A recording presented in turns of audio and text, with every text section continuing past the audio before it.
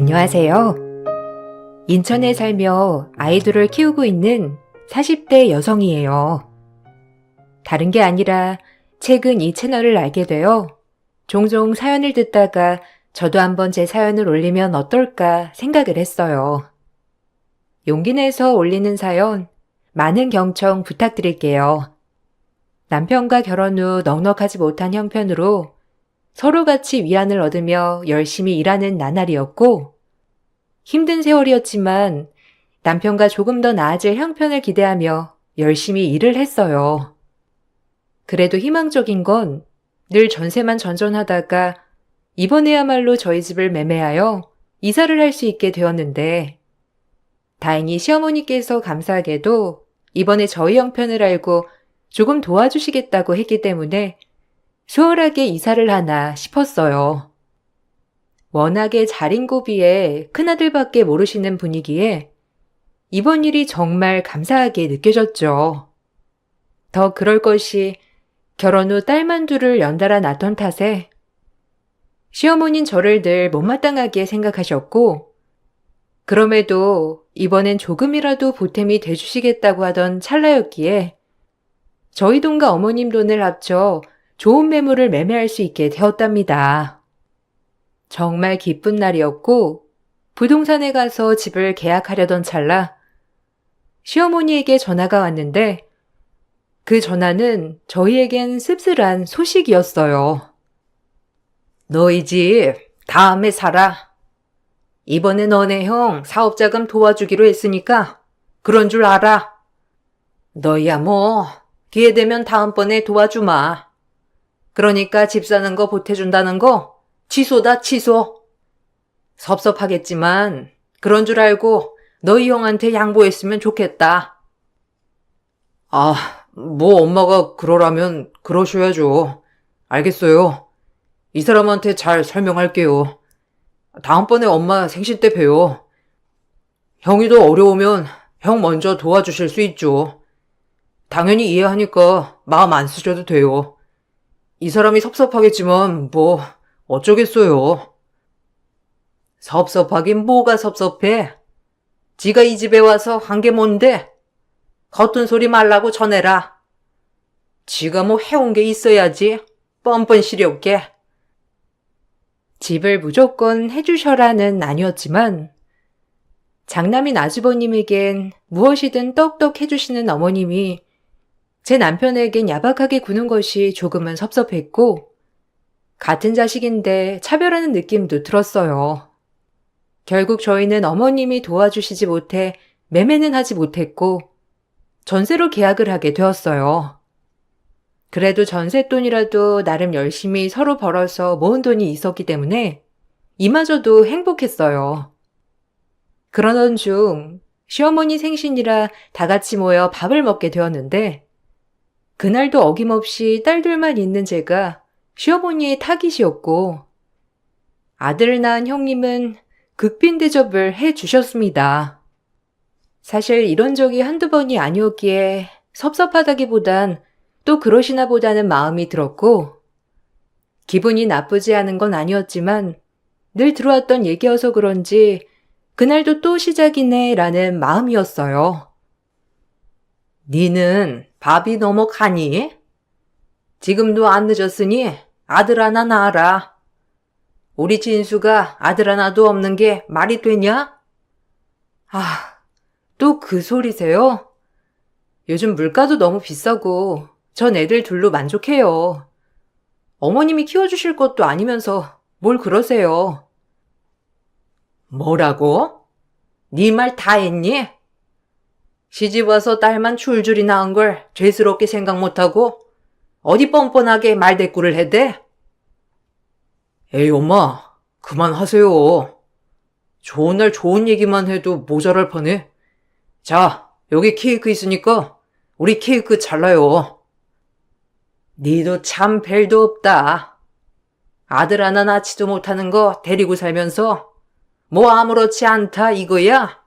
에휴 못났다 못났어.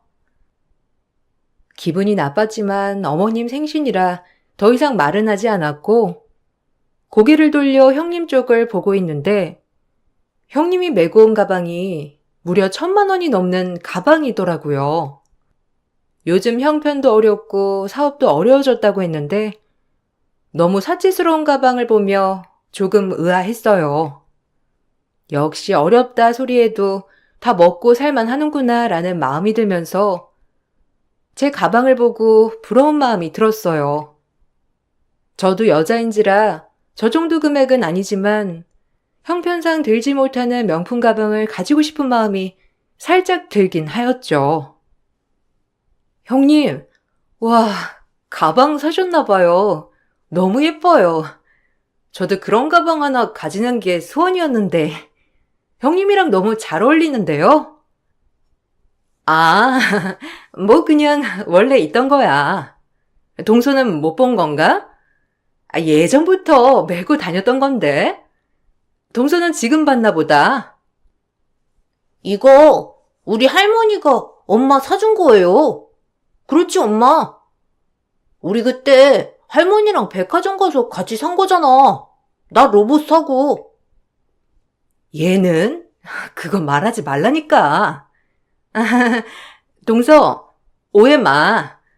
어머님이 그냥 내 생일이라고 하나 장만해 주신 거니까.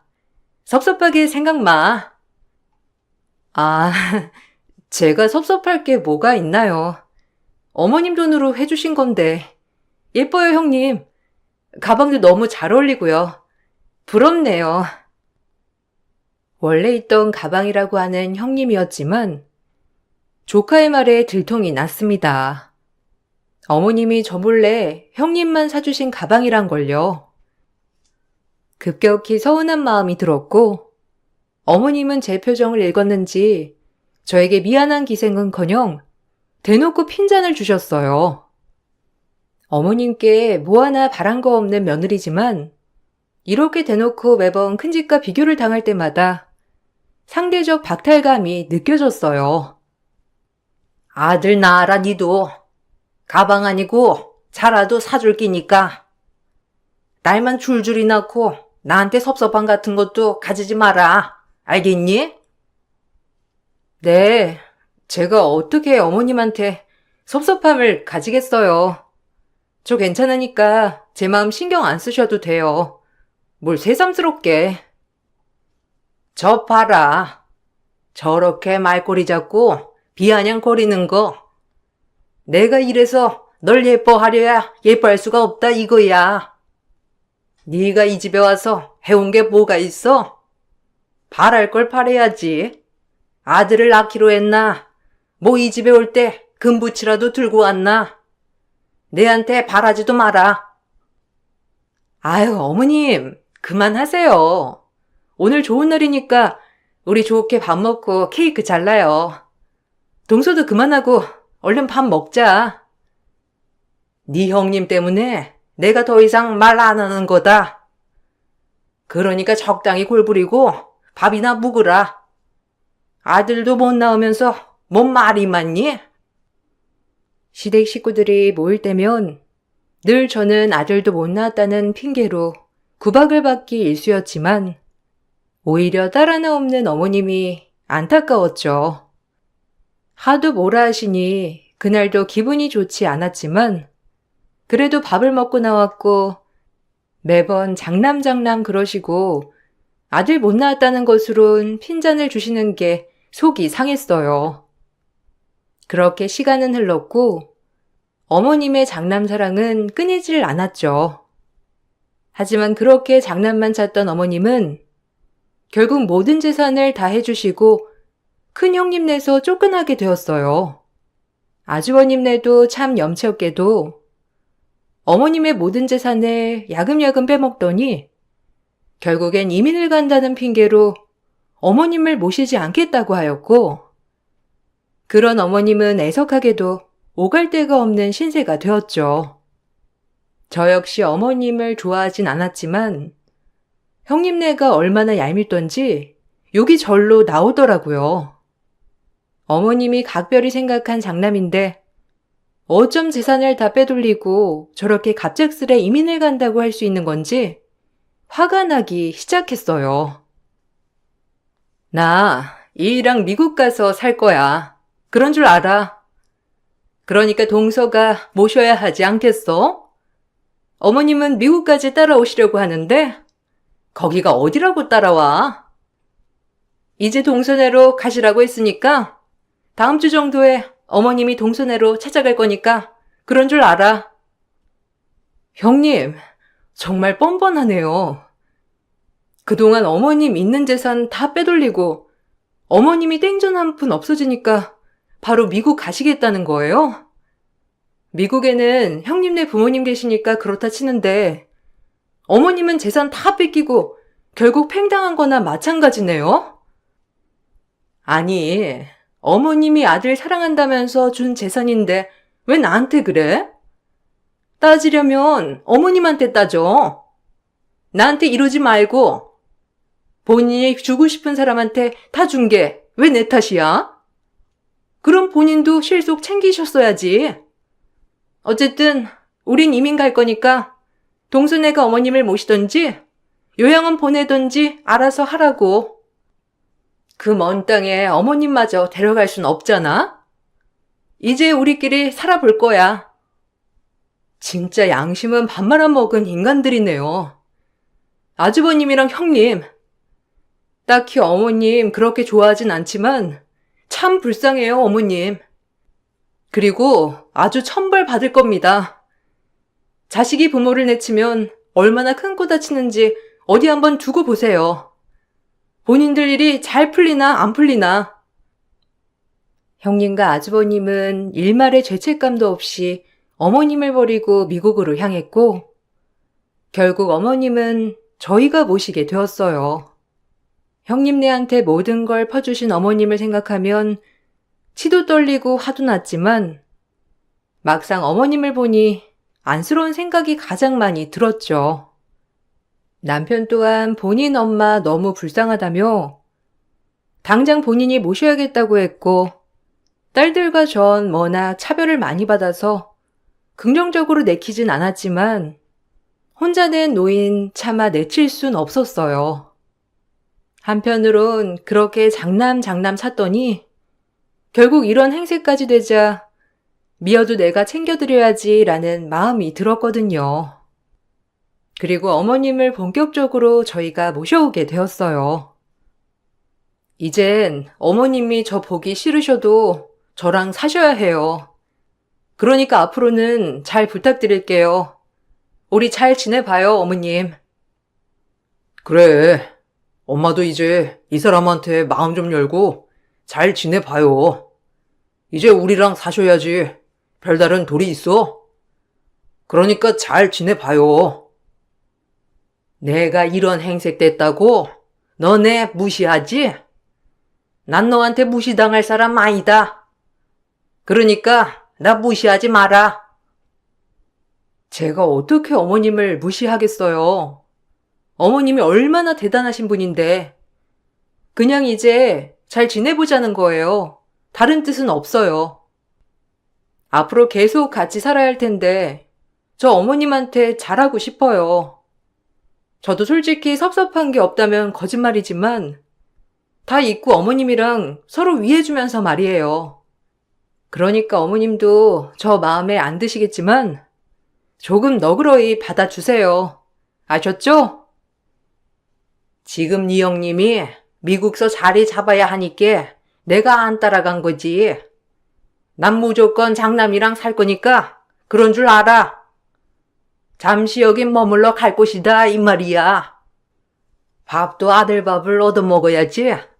딸들 줄줄이 딸린 집밥을 얻어묵어야 되겠냐?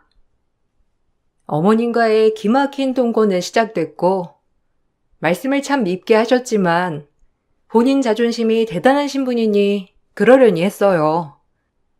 역시나 어머님과 잘 맞진 않았지만 심적으로 많이 약해지셔서 그런지 저에게 조금 너그러워지셨더라고요.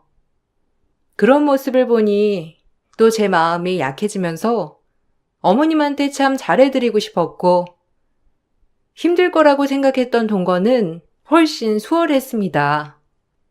저도 어머니도 많이 양보했고 저 역시 안쓰러운 분이라 생각이 들어서 그런지 나중에 후회하지 않으려고 정말 잘해줄 수 있도록 노력했어요.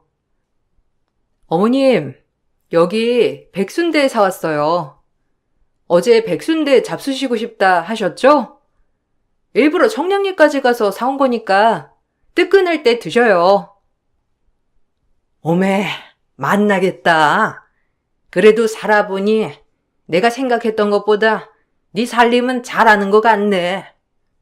워낙 네가 싹싹하니까 그래도 걱정은 덜했는데 나름 요리도 잘하고 청소도 잘하고 딱 아들 하나만 낳으면 내가 두말할 건더기도 없겠다. 안 그냐?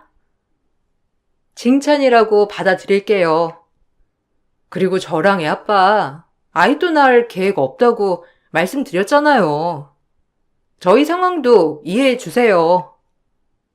아들 하나만 낳아주면 내가 너한테 얼마나 잘해줄 건데 그러냐? 애도 다 내가 키워줄 건데 아들이 있어야 한다, 집안엔. 어머님, 요즘엔 딸이 되세요. 아직 어머님이 잘 몰라서 하시는 말씀이라니까요. 전 우리 민채랑 민주가 최고라고 생각해요. 저리 세상 물정 몰라서 되겠나? 늙어서 아들네 집에 가서 살아야지. 딸네 집에 가서 살래? 에휴, 못 산다 정말. 같이 살고 보니 예전보다 강압적이진 않으셨지만 그때까지도 내심 아들 손주를 바라시는 눈치였고 그것 빼곤 날은 어머님과 잘 지내는 고부 관계였답니다. 서로 알아가는 계기도 되었고 어머님도 저를 전처럼 대하지 않고 나름 존중해 주셔서 어머님과 참 많은 얘기를 하게 되는 시간이 되기도 했죠. 나름 잘 살아가고 있다고 자부를 해왔는데 어느 날부터인지 남편이 거짓말도 스스럼 없이 하고 뭔 장례식이 그렇게 많은지 안 들어오는 날도 허다했어요. 결혼하고 단 한 번도 속 썩인 적 없던 남편인지라 의아한 날들이었고 모든 의심이 거기서부터 시작하듯 핸드폰도 꽁꽁 잠금장치를 해놨어요. 그래도 한 번도 절 기만한 적 없던 남편이기 때문에 애써 모른 척 해왔는데 친구들과 브런치 카페에 가서 남편의 변한 이유를 알 수 있는 계기가 되었답니다. 제 눈으로 남편의 외도를 목격해 버렸거든요. 살면서 믿을 사람 없다는 게 확 와닿는 순간이었어요. 어머, 저거 네 남편 아니니? 어머, 웬일이야? 이 시간에 브런치 카페에 다 오고? 니네 남편 토종 한국인 입맛이라고 하지 않았어? 어머, 그러게. 회사에 있을 사람이 웬 브런치 카페에 와 있다냐? 뭐 회사에서 먹을 점심 미리 사러 왔나? 우아하네. 요즘 남자들 잘 봐야 해. 저 나이에도 바람나는 사람 꽤 있다. 네 남편이 그런다는 건 아니지만 그래도 잘 지켜봐. 안 하던 행동하며 요즘 좀 변한 건 없었어? 아니라면 다행인데.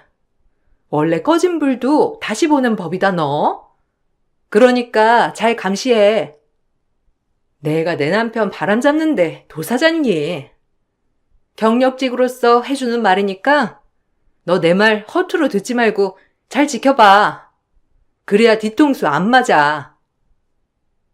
친구의 말이 처음엔 재밌는 발상이다라고 생각이 들었지만 뒤이어 남편을 따라 들어오는 여자를 보고 느꼈어요. 둘은 꽤나 다정한 사이고 분명 내가 생각하는 것 이상으로 더 가까운 사이구나라는 생각을요. 제 친구는 그 모습을 보고 본인이 더 사달을 내야 한다며 떠들어댔지만 전 잠깐 기다려달라고 하고 침착함을 유지했습니다. 오히려 그래지더라고요.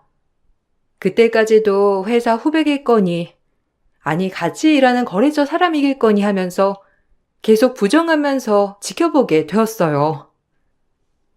어머머머, 저거 봐봐. 정신 나간 거 아니야? 저 여자, 네 남편한테 팔짱 끼는 거 봐. 내가 뭘 했어? 거짓불도 다시 보라고 했지? 어떻게 네 남편이 그럴 수가 있니? 그렇게 너한테 잘했잖아. 야, 너 이대로 보고만 있을 거야? 얼른 요절을 내도 내야지. 뭘 보고만 있어? 아, 일단 기다려봐. 지금 가서 머리채라도 잡을까 그럼? 나 일단 저 둘 좀 뒤따라 가볼게. 미안하다. 내가 연락할게. 이런 데는 내가 전문인데. 너 혼자 갈 수 있겠어? 걱정된다 진짜. 어떻게 네 남편이 그럴 수가 있니? 아주 요절을 내버려. 그리고 브럼치를 포장하고 나가는 남편과 그 여자를 뒤따라갔어요. 하지만 뒤따라간 곳은 남녀 숙박 장소였고 그 모습을 일단 핸드폰 카메라로 다 찍어 놓았죠. 얼마나 손이 벌벌 떨리던지 제 인생에서 절대 일어나지 않을 일이 일어나고 말았답니다. 그리고 어떻게 무슨 정신으로 집에 왔는지 전혀 모르겠더라고요. 정신을 차리고 보니 집이었고 차에서 한참을 울다가 집으로 들어갔는데 저에게 왜 이제 오냐는 시어머니를 보자마자 눈물이 터져 나왔어요. 나름 같이 살면서 잘 지냈던 탓인지 그래도 위로를 받고 싶고 이해를 받고 싶은 마음이 있었는데 어머님은 제가 울자 당황스러운 모습이었고요. 왜 이제 오냐? 밥도 안 하고 니네가 요즘 잘해준다 싶으니까 좀 맛이 간 거냐? 당장 밥부터 준비해. 뭐 먹을 게 있어야지.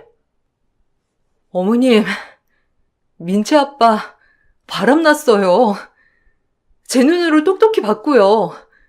저 어떻게 해야 해요? 제가 지금껏 민채 아빠 뒷바라지하면서 없는 살림 이렇게 같이 꾸려나갔는데 어쩜 그럴 수 있냐고요. 제가 지금 뭘 해야 하는지 모르겠어요, 어머님. 어쩌면 좋아요. 아니, 사실이야? 민채 아범이 그럴 리가 없는데. 일단 진정해라. 내가 아범 오면 잘 타이르마. 좀 눈물 좀 그치라. 한눈에 봐도 보통 사이가 아닌 것 같은데 어쩌면 좋아요? 어머님 말도 안 들을 것 같은데 민채랑 민주는 또 어떻고? 걱정 말라니까. 가정 있는 남자를 꼬신 게 어디 정상이냐? 내가 아주 따끔하게 얘기할 테니까 그만해. 아범도 정상이니 내가 얘기하면 반성하고 듣겠지. 남자들 한두 번 그럴 수 있어. 그러니까 남자 아니냐. 일단 내가 얘기할게. 기운 차려. 어머님도 많이 놀라셨는지 본인이 말씀을 하신다며 저에게 눈물을 닦으라고 하셨고 미운 시어머니지만 그래도 이럴 땐 조금이라도 위로를 해주셔서 잠시 의지가 되었어요. 그리고 전 손이 떨리지만 아까 찍은 남편과 그 여자의 사진을 자세히 들여다보았습니다. 그리고 놀라운 사실을 발견했는데 놀라운 사실을 발견하고 보니 너무 경악스러웠죠. 경악을 뒤로한 채 남편이 퇴근을 하고 오자마자 정확히 말하면 그 여자와 데이트를 마치고 오자마자 어머님은 남편을 호출하셨고 뭐라 말씀하시는 게 들리더라고요. 한참 둘이서 얘기를 나누고 나오셨는데 아까 저를 달래주셨던 어머님은 온데간데 없었어요. 참, 입도 싸다. 너 혼자만 알고 있지. 굳이 그걸 엄마한테까지 얘기해? 그럼 뭐 내가 그만둘 줄 알았던 거야? 그리고 내 뒤 밟았다며? 소름 돋아. 안 그런 척하면서 내 뒤를 밟을 수가 있어? 너 그것도 범죄야. 네 잘못은 전혀 모르지? 뭐? 말 다 했어? 여자의 눈이 돌아가서 처자식이고 뭐고 아예 버리겠다는 태도구나. 뭘 잘했다고 큰 소리야, 당신이. 그리고 당신이랑 외도한 여자, 내가 누군지 모를 줄 알아? 뻔뻔해도 유분수지. 어떻게 바람을 펴도 그 여자랑 바람을 필 수 있어? 입 다물어라. 어디서 남편한테 큰 소리고? 얘기 들어보니 아주 아들도 낳아줄 것 같고 보통이 아니던데. 잘 나가는 애 만난다니 네가 빠지거라. 네 하나만 빠지면 다 해결될 일 아니고 민채랑 민주 데리고 가도 되니까 깔끔하게 이혼해. 우리 아들 새 출발하면 되니까 이제야 내가 원하는 며느리를 드리니까 나야말로 좋다. 큰소리 치지 말고 당장 나가. 큰 형님에게 내쫓긴 시모를 모시는데 남편이 외도한다 하자 오히려 추켜 세우는 시어머니를 보니 답은 정해져 있는 것 같았어요. 그리고 남편도 오히려 이런 얘기를 뭐하려 했냐며 저에게 따지듯 물었고 오히려 두 무릎을 꿇고 잘못했다고 사정해도 모자랄 판에 왜 일을 크게 만들었냐며 소리를 치는 모습이었어요. 방금 전까지 남편과 어떻게 해야 할지 눈물이 흘렀지만 지금 이 모습을 보니 눈물은커녕 모든 것이 다 정리가 되는 마음이었습니다. 그리고 모든 것을 정리하기로 마음을 먹었고 남편이 외도한 여자가 누군지 알고 나서부터 오히려 마음 정리가 빨리 된 것 같아요. 시어머니가 남편에게 혼을 냈어도 사실 같이 살 수 없을 것 같다는 생각이 들었거든요. 오히려 잘됐다. 너희 가만 안 둘 것이다 라는 마음이 자리 잡았어요. 그래, 나만 빠지면 된다는 거지? 원하는 대로 이혼해 줄게. 나도 구질구질하게 매달려가며 살고 싶지 않으니까. 양심이 있으면 당신이 유책 배우자니까 신권 양육권은 다 내가 가져올 거야. 그리고 위자료도 물론 줘야겠지. 그리고 당신이랑 바람난 그 여자한테도 위자료 청구 소송할 거니까 그리 알아. 어머님, 아니지, 이제 아줌마지? 아줌마, 놓을 자리 보고 발을 뻗어야지. 나중에 후회해도 소용없어. 뻔뻔한 인간들. 당신들이 우리 애들 할머니 아빠라는 것이 내가 수치스럽다 진짜. 후회는 무슨? 여자 혼자 살아간다는 게 얼마나 힘든 일인데 꼴 좋다. 내 아들한테 악담이나 해대고 역시 넌 마음에 안 들어. 나야말로 아줌마 마음에 안 들어요. 오죽했으면 장남이 버렸겠냐만. 안타깝고 갈 곳 없는 노인네 적선이나 하자 싶어 받아줬더니만 천성이 그 지경이니 아직까지 고마움 모르고 날뛰는 거겠지. 당신은 버림받아도 싼 인간이라고요. 그 엄마의 그 아들 같으니라고. 뭐? 네 말 다 했냐? 원래도 못 배워먹어서 천박한 건 알았는데 어른한테 그게 무슨 말버릇이야? 역시 내 눈은 틀림없지. 틀림없긴 뭐가 틀림없어요. 나야말로 당신 보면서 천성 절대 안 변한다고 생각했네요. 어디 한번 잘해봐요. 전 그리고 곧장 변호사를 찾아가 자초지종을 설명하고 위자료 때문에 이혼 소송을 진행하게 되었어요. 다행히 수월하게 소송은 진행되어 갔고 상간녀 소송이 들어갔을 때 온 집안이 난리가 났어요. 이혼 후 시어머니에게 외도녀 정체를 알려주자 시어머니는 그 자리에서 통곡을 하였고 시어머니뿐만 아니라 상간녀의 부모들도 난리가 났습니다. 사실 상간녀의 정체는 남편의 사촌 여동생이었어요. 시어머니의 여동생의 딸이었는데 외국에서 오래 살다 나와 오랜만에 만난 사촌 오빠와 정분이 나고 만 거예요.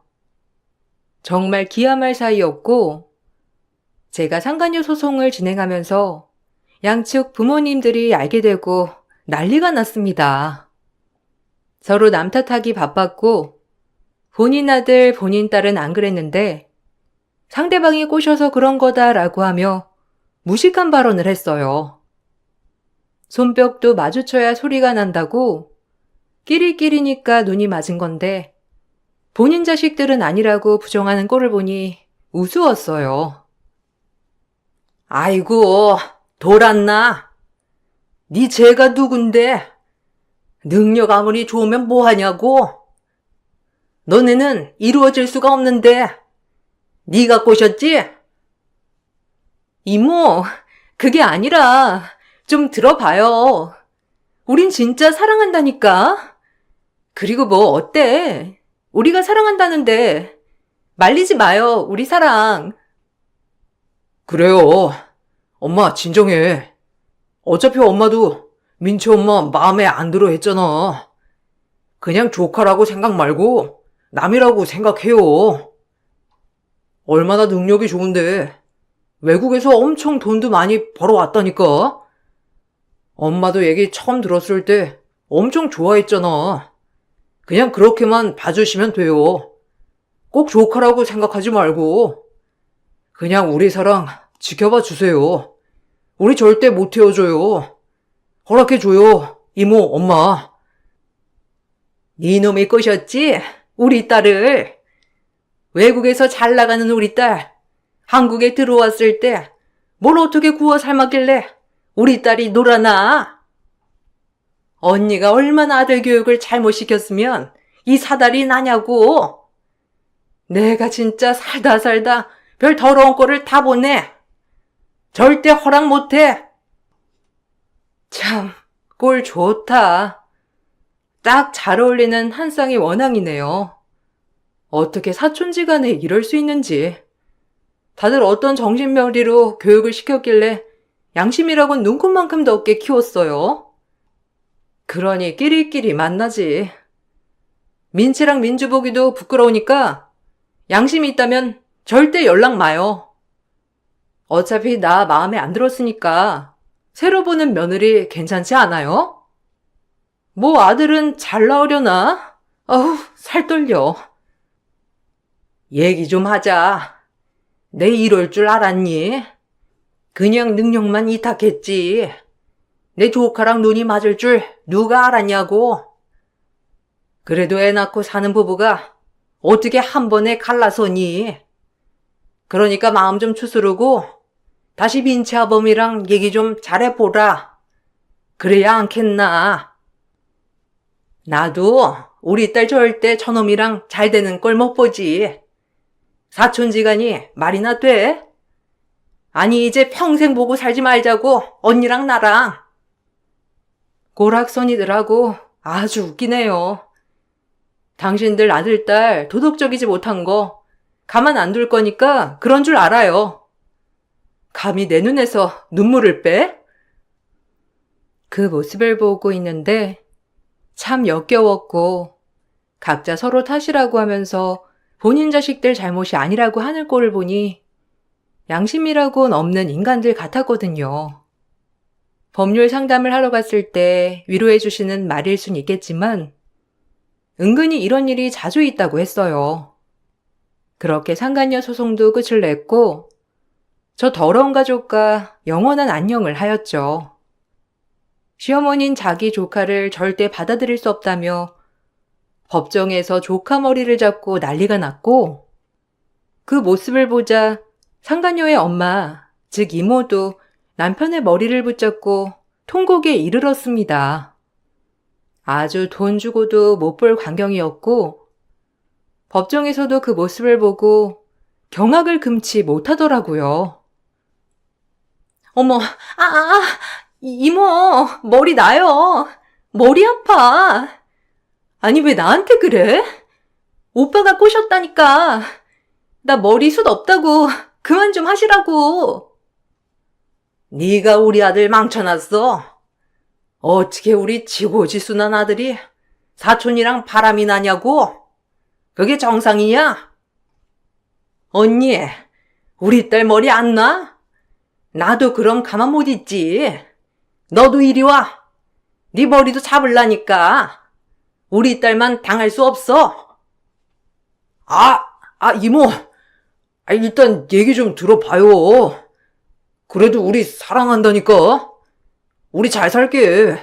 그러니까 제발 허락해줘요. 사촌이라고 생각 안 하면 되잖아요. 이모, 나 거기 머리 심은 대로 잘못 뽑으면 안 된다고. 엄마, 나 좀 살려줘. 네가 내 아들 이 지경으로 만들어? 너도 한번 당해봐라. 이리 와. 딸 교육 잘못 시킨 너도 좀 당해야지. 언니 손맛 본 지 오래됐지? 뭐야? 언니면 언니답게 굴어. 이런 거는 다 남자가 잘못한 거라고. 왜 우리 딸 탓을 해? 지 아들 탓을 해야지. 어디 한번 붙어봐. 법정에선 시어머니와 시이모가 머리를 붙잡고 난리가 나는 지경까지 이르렀고 결국 퇴정 명령까지 떨어졌어요. 그야말로 콩가루 집안인 걸 인증한 셈입니다. 자매끼리 싸우고 본인은 잘못 없다 남 탓이다 하는 통에 모든 사람들이 흥미진진하게 그 싸움을 구경하게 되었죠. 그리고 전 이혼을 하였고 위자료를 다 받았지만 제 결혼 생활이 기만당한 것 같아 못 참겠어서 남편의 회사에 가서 양심 없는 남편에 대한 피켓 시위를 하였어요. 남편의 외도 사실, 하지만 그 상대가 사촌 동생이었다는 걸 써서 시위를 하였고 남편은 제발 이러지 말라고 부탁을 했지만 다른 사람도 아니고 사촌 동생이라는 게 용서가 되지 않았어요. 아무리 위자료를 준다 한들 제 마음에 생채기를 낸 것이 참아지지가 않았고 그래서 전 제 방식대로 벌을 주기로 했습니다.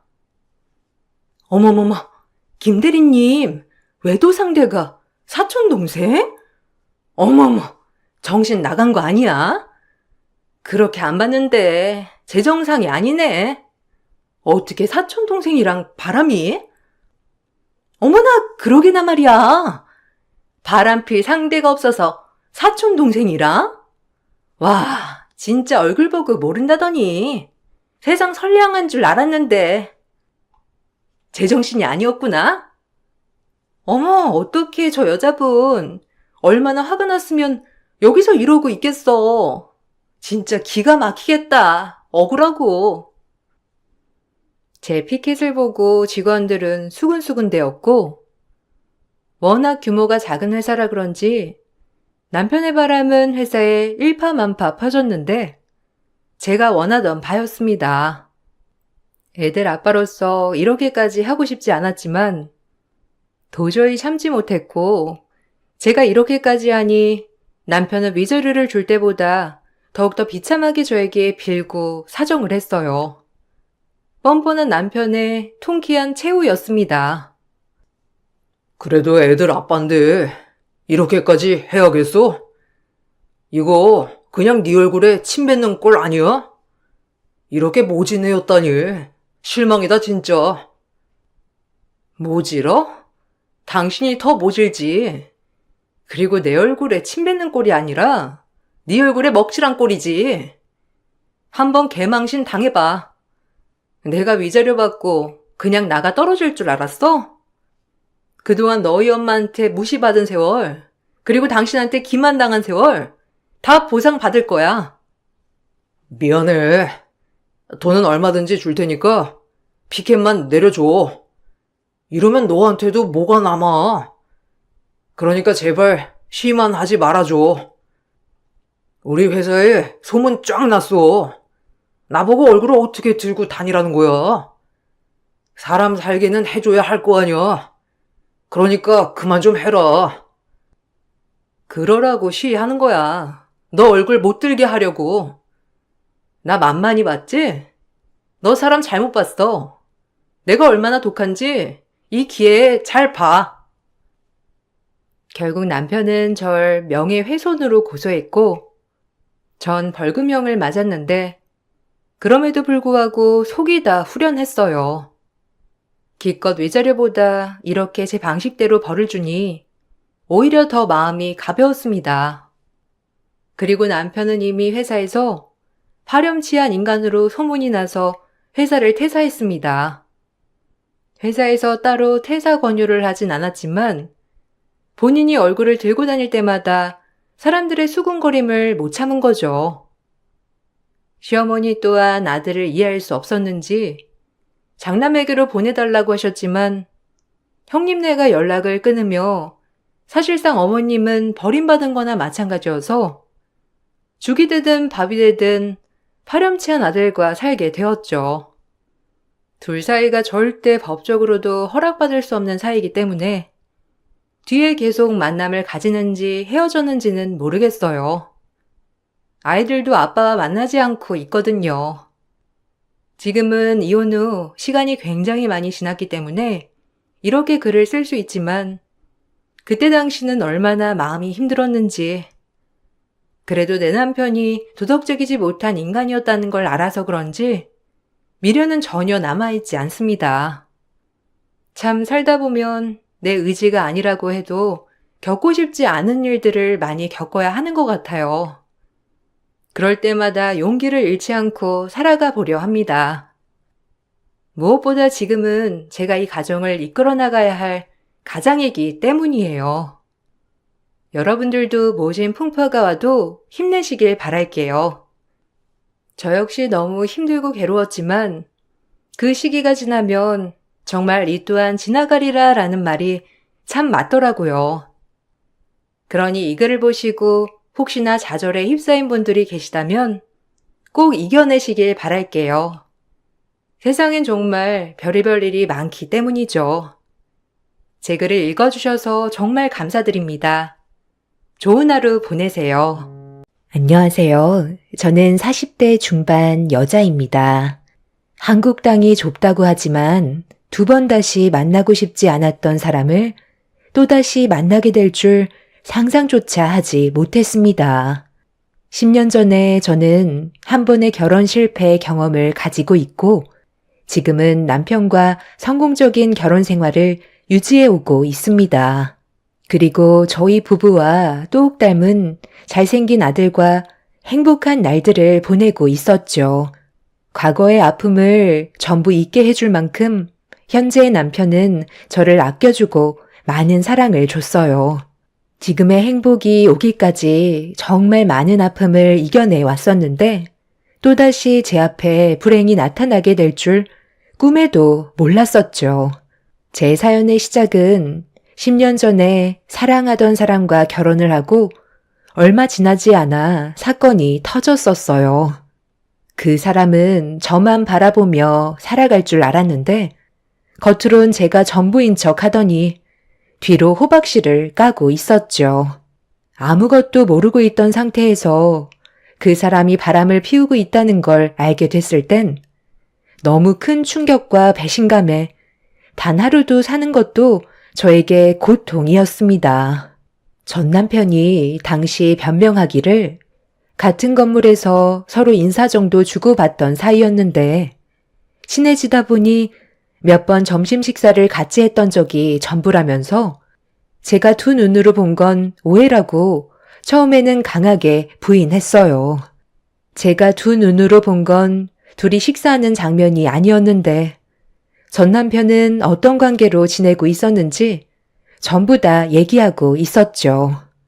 그때 당시 전 남편은 학원 강사로 근무를 하고 있었어요. 학생들을 가르치는 일을 하다 보니까 평소에 두통이 자주 있었는데 1층에 있던 약국에 들러 두통약을 자주 사다 먹었었죠. 전 남편 말대로 서로 얼굴을 자주 마주하다 보면 호감도가 상승하겠지만 저와 이미 결혼을 한 사이인데 남편은 학원 강사라서 그런지 남들보다 언변 능력이 상당히 좋았었죠. 약사인 그 여자 역시 전 남편의 화려한 입담에 빠져서는 헤어나오지 못했는지 몇 번 식사하는 사이였다가 나중에는 저 몰래 호텔에까지 가게 되는 사이로 발전하게 된 거였습니다. 아무것도 몰랐던 제가 전 남편이 바람을 피우고 있었다는 걸 알게 된 건 친구가 보낸 사진 한 장이었어요. 가족들끼리 동해바다 여행을 갔는데 그곳에서 전 남편과 닮은 사람을 본 것 같아 다시 확인을 해보니 다른 여자와 호텔 카운터에 서 있는 걸 발견해서 이 사실을 알고 있는지 확인해 보기 위해 보낸 사진이었죠. 저는 그 사진을 보고 남편이라는 걸 확실히 알 수 있었고 옆에 서 있는 여자는 같은 건물에 있던 약사인 여자였던 거죠. 서로 손깍지를 끼고 있는 장면이 그대로 담겨 있던 사진 한 장은 저에게 엄청난 충격을 가져오게 만들었고 그 사람은 늦은 저녁이 되어서야 집으로 들어왔어요. 들어오는 그 사람에게 왜 이렇게 늦었냐는 질문을 던지자 예상했던 대로 저에게 친구와 술 한잔 했다는 거짓말을 늘어놓았죠. 친구랑 술 한잔 했다고? 우리 결혼한 지 얼마 되지도 않았는데 벌써부터 나한테 거짓말을 하는 거야? 그럼 이 사진 속에 있는 사람이 당신 친구라는 말이네? 술 한잔 하려고 강원도에 있는 호텔에 다녀온 거야? 그리고 왜 입에서 술 냄새가 하나도 나지 않아? 우리 결혼한 지 이제 1년밖에 안 됐어. 그런데 당신은 나한테 거짓말을 하고 1층에 있는 약사 여자랑 강원도에까지 가서 바람을 피워? 완벽하게 속였다고 생각했는데 내가 이 사진을 가지고 있으니까 많이 놀랐나 봐. 무슨 변명을 할지 생각하지 마. 사진 확대해보면 둘이서 손깍지 끼고 있는 거 다 보이니까 차라리 그냥 속 시원하게 다 털어놓지 그래? 그래. 어차피 이렇게 된 거 전부 다 설명해줄게. 처음부터 속일 생각은 없었어. 실은 당신을 만나기 전부터 1층에 있던 약사 여자는 서로 어느 정도 알고 지낸 사이였거든. 나도 당신이랑 연애를 하고 있는 중이었고 그 여자 또한 남자가 있었지. 그때까지만 해도 그렇게 가까운 사이는 아니었는데 당신과 결혼을 하고 어느 날 두통이 너무 심해서 평소처럼 약국에 들렸는데 들어가자마자 내 눈에 들어온 건 그 여자가 눈물을 흘리고 있더라고. 어느 정도 서로 얼굴을 알고 있던 사이라 무슨 일이 있었는지 조심스럽게 물어봤었어. 그런데 알고 보니 연애를 하던 남자와 헤어졌다는 말을 들을 수 있었고 괴로워하는 모습을 보니 나도 모르게 위로를 해주고 싶더라고. 그래서 술 한 잔 정도 해줄 수 있으니까 힘들면 찾아오라는 말을 했었어. 그 여자도 내가 학원 강사인 건 알고 있었거든. 그런데 그날 저녁에 나한테 술 한 잔 사달라고 하는 거야. 그리고 그때부터 우리는 급격하게 가까워졌고 당신이 생각하고 있는 정도의 단계까지 진행이 됐어. 이혼을 원하면 그렇게 해줄게. 당신도 정말 사랑하지만 그 여자는 지금 내가 필요해. 그래서 나도 요즘 많은 고민을 했었어.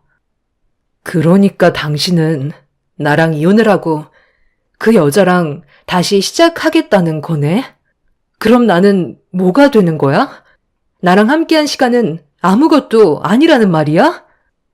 우리가 함께 해온 시간도 의미 없지는 않았어. 하지만 지금 나는 그 사람이 내 목숨보다 소중하고 내 전부야. 평생 함께하고 싶을 만큼 진심으로 사랑하고 있어. 솔직히 오늘도 집에 들어오고 싶지 않을 만큼 그 사람 곁에 있어주고 싶었는데 내가 먼저 당신한테 상처를 주고 싶지 않아 돌아온 것뿐이야. 그런데 결국 일이 이렇게 됐고 당신과 나는 한 지붕 아래에서 더 이상 같이 살 수 없게 됐으니 조만간 법정에서 보는 걸로 하자.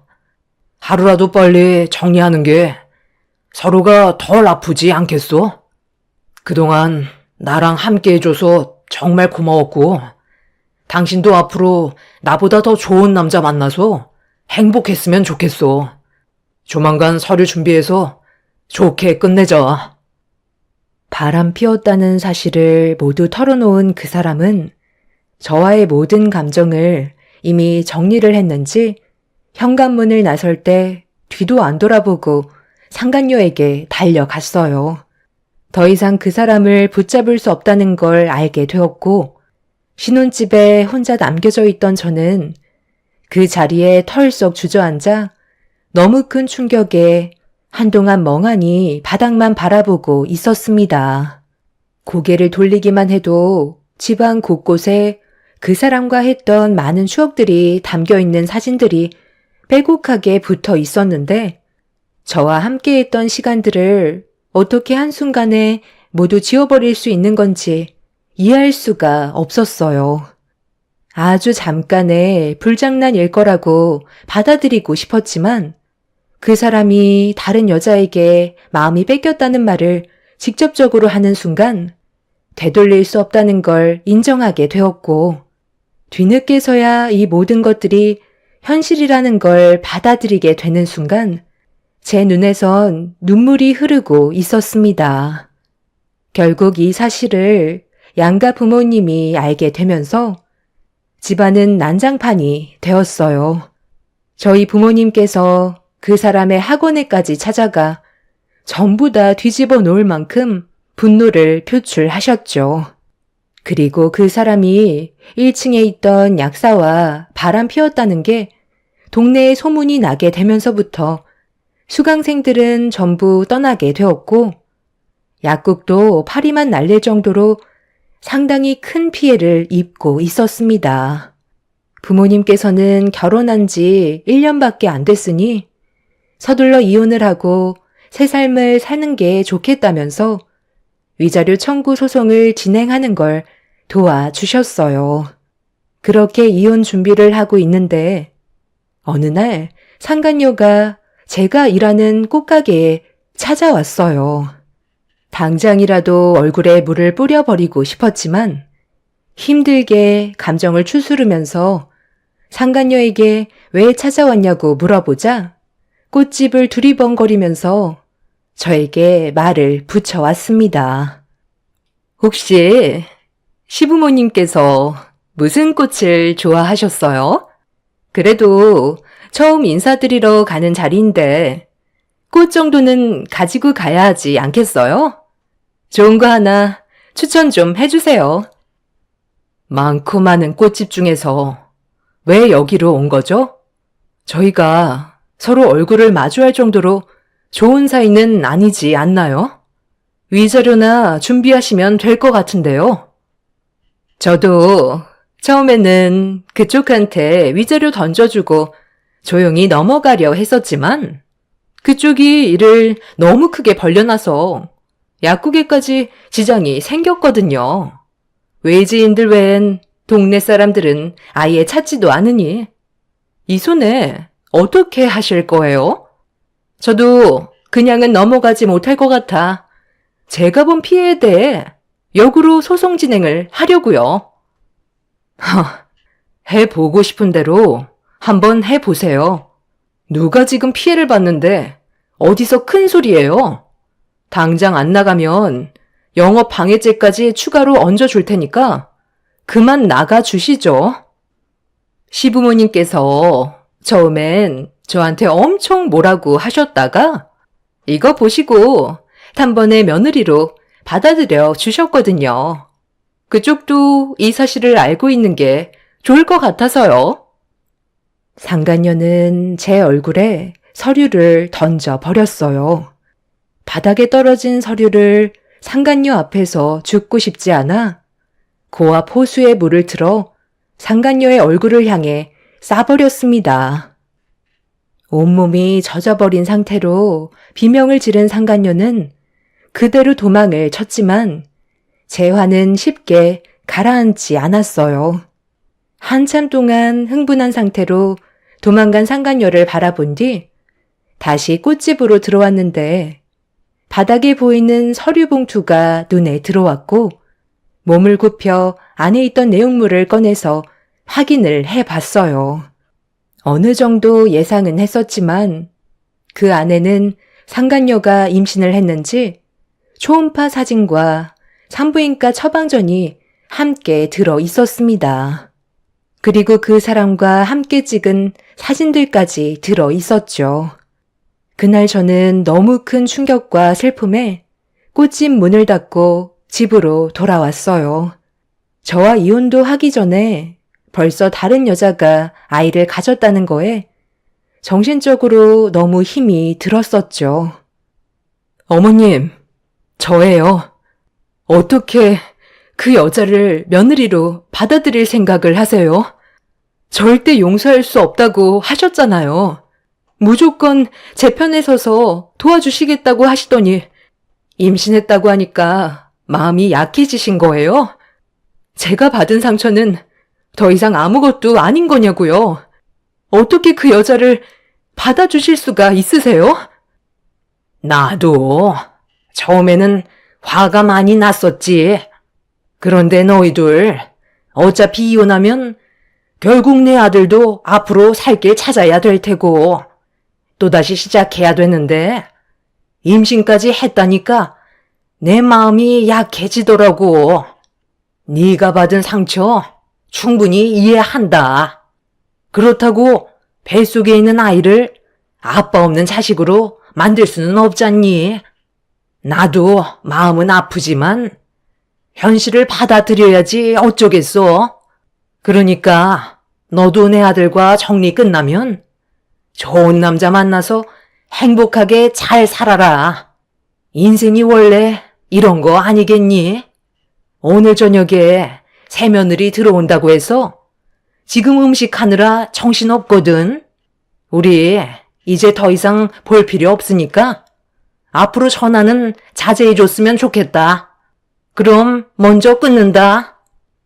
결국 임신했다는 한마디에 전 시모는 상간녀를 받아주었고 저와 오래 알고 지냈던 시간들은 더 이상 아무것도 아니게 되었어요. 그 사람과 이혼을 하는데 여러 가지로 시간이 많이 걸렸지만 그래도 더는 미련이 없었기 때문에 상간녀와 그 사람에게 위자료 소송을 끝으로 모든 인연을 끊어내었고 제 인생에 그 사람이 두 번 다시 나타나지 않길 간절히 바랐었죠. 그렇게 힘든 시간 이겨내고 또 다른 시작과 함께 살아오다 보니 어느새 10년이라는 시간이 훌쩍 지나가 버렸습니다. 그리고 그 사이 저도 좋은 남자를 만나 아이를 가지게 되었고 행복한 결혼 생활을 유지하면서 과거의 기억은 잊어버리게 되었죠. 저희 꽃가게의 단골 손님이었던 현 남편은 레스토랑을 운영 중이에요. 그런데 또다시 악연이 시작될 거라곤 전혀 상상하지 못했었는데 교사 시동생의 결혼 발표 소식에 또 다른 전개가 펼쳐지기 시작했습니다. 원래 시댁에서 모임을 가지기로 했었는데 예정된 시간보다 집안 리모델링이 늦게 마무리가 될 것 같았는지 시모가 저에게 부탁을 했어요. 모임을 시댁이 아닌 저희 집에서 모이는 게 어떨 것 같냐고 물어보셨죠. 다음날 일찍 저희 집으로 오셔서 음식 만드는 거 도와주시겠다며 저에게 부탁을 하셨어요. 중요한 날이었기 때문에 어쩔 수 없이 시모의 부탁을 들어줄 수밖에 없었죠. 그렇게 시댁에 모이게 될 모임을 저희 집으로 모이게 되었고 시모와 저는 신경 써서 음식을 준비했어요. 결혼 생활 동안 시모가 저를 딸처럼 대해 주시고 항상 많은 배려를 해주셔서 조금도 불만을 가진 적이 없을 정도로 저와 시모의 사이는 상당히 좋았어요. 시댁 집안의 막내인 시동생이 결혼할 여자를 데려오겠다는 말에 가족 전체가 들떠 있었고 저도 음식에 신경을 많이 쓰게 되었죠. 정신없이 준비하다 보니 밤을 꼴딱 새울 정도로 상당히 많은 음식을 준비했어요. 시모는 연세가 있으셔서 도와주시다가 많이 피곤하셨는지 먼저 들어가셨고, 늦은 저녁에 도착한 신우도 아이들을 재운 뒤 모자란 일손을 채워주면서 어느 정도 수월하게 음식 준비를 마무리할 수 있었습니다. 바쁘게 움직인 만큼 시간도 어찌나 빠르게 흘러가던지 어느새 시동생과 예비동서가 저희 집에 도착했다는 소식을 듣게 되었고, 온 가족이 거실 앞에 나와 기다리고 있자 바로 초인종 소리가 울려 퍼졌어요.